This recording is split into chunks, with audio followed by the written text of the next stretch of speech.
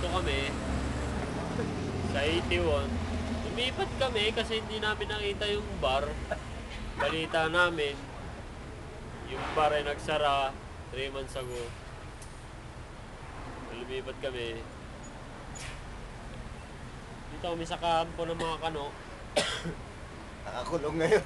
Ayan, makikita nyo yung mga kano dyan. Kaya lang ng McDonald's. Kala mo naman kung sino mayayaman. Dahil naantay yung mga traffic. Etong sitwasyon dito, hindi namin alam kung kailan namin papasukin yung lugar. O kung mapapasok namin kasi naghihintay pa kami ng backup. Parang si Tulpo talaga eh. Tulpo.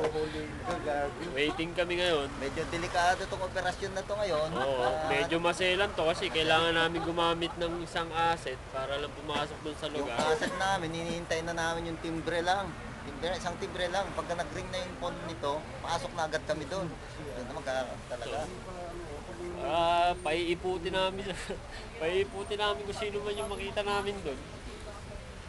Pa-GI man siya o Pilipino, negro. Basta pag timbre nun, sigurado, may mangyayari. Maipot-ipot pa yun.